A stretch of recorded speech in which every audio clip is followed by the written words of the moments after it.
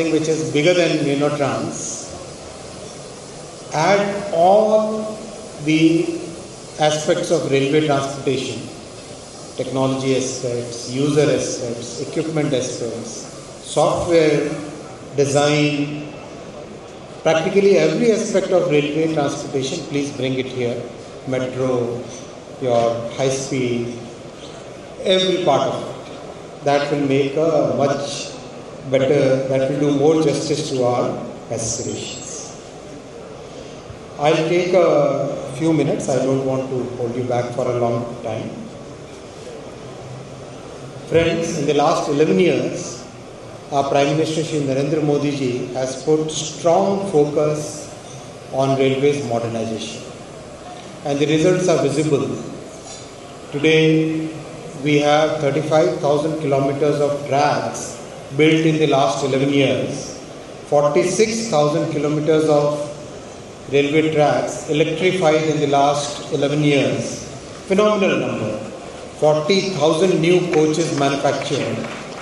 First bullet train project is now 325 kilometers done, and recently I visited both Surat and Bilimora stations. That is the first section which will be opened in 2027. Work is going on at a very, very rapid pace. We have now 156 Vande Bharat services, 30 Amrit Bharat services and 4 Namo Bharat services, which are highly popular in the entire country. Our production levels have really gone up. Today we are manufacturing 7,000 coaches every year, which is probably more than the many continents. We are manufacturing 1,681 locomotives, which is more than the complete production of Europe, North and South America, Africa and Australia combined. So that kind of work is going on in our country at this point of time. We are also emerging as a major export hub.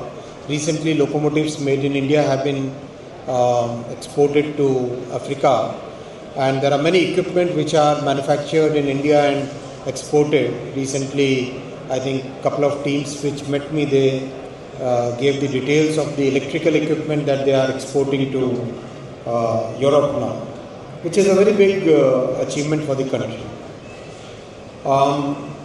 Our CapEx program is on track.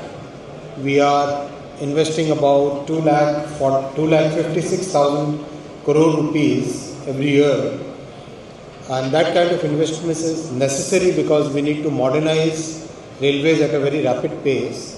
Whatever we lost in the first 60 years of our freedom from the British, those 60 years have to be made up within the coming few years, coming 10 years. So that's why we have really ramped up CapEx and speeded up the execution. Many new projects which have now become reality. Chenab Bridge, which is world's highest bridge, highest railway arch bridge, that's a reality now, and it's giving a lot of good service to the people of Kashmir Valley. The railway line to Mizoram was recently inaugurated by Honorable Prime Minister.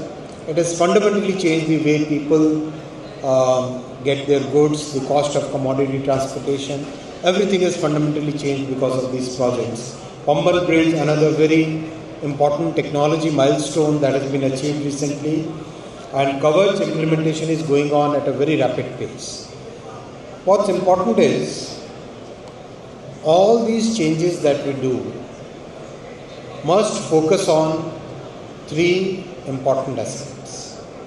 First is, how do passengers perceive us?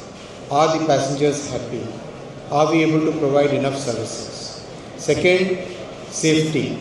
Very important to keep 100% focus on safety.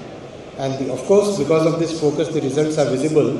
Today we have been able to reduce accidents by almost 80% compared to what the numbers were 11 years ago. But we must not stop here. We must continuously strive to make it much more safer. And third is, are we making the railways ready for coming 25 years? The steps that we take today will determine how railways will be serving the people in the coming 25 years. So it's very important to make sure that today's steps are basically paving the way for railways growth and for passenger satisfaction and safety security in the coming 25 years. Every step has to be thought with these three parameters. Friends, we have reached a level where today we are running about 24,000 trains every day. What next? What's important is, what are we thinking of the future? First, we must rapidly increase our capacity. You must have seen in the recent cabinet decisions, Honorable Prime Minister has approved many new projects. Many projects of doubling, tripling, quadrupling. There is a rapid pace of automatic signalling. Kavach, new sanctions are happening practically every month. So capacity has to increase substantially. So we'll continue to focus on capacity increase. And capacity has to increase not only for the conventional railway tracks, but now we have to start constructing dedicated passenger corridors. We have to start constructing dedicated passenger corridors. Because we are 1.4 billion people. 1.4 billion people, the amount of transportation demand is huge, humongous. To cater to that kind of demand, we must have dedicated passenger corridors. We have examples in economies of similar nature. We have seen those very successful examples. So time has come to build dedicated passenger corridors. So that is one major item, increasing the capacity of conventional tracks and building dedicated passenger corridors.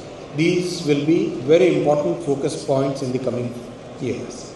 Second, rolling out Kavach, and again we have to take huge targets for all of us, all the industry participants and the railway administration. We must take really big targets and achieve them.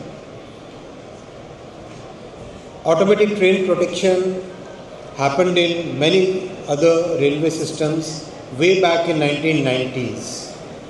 For us, it started in 2016 once the clarity on what technology we should use happened.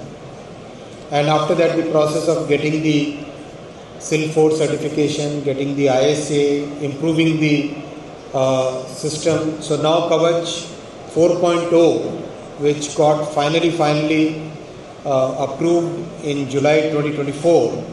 Now that is getting rolled out. So we must make sure that in the coming 4-5 years, a substantial part of the railway network should be covered by Kavach. Any new manufacturers, designers, participants are welcome. All manufacturers who would like to join this journey are welcome, because this is going to be the standard automatic train protection that we will use throughout the country. Right now it is designed for 180 kmph.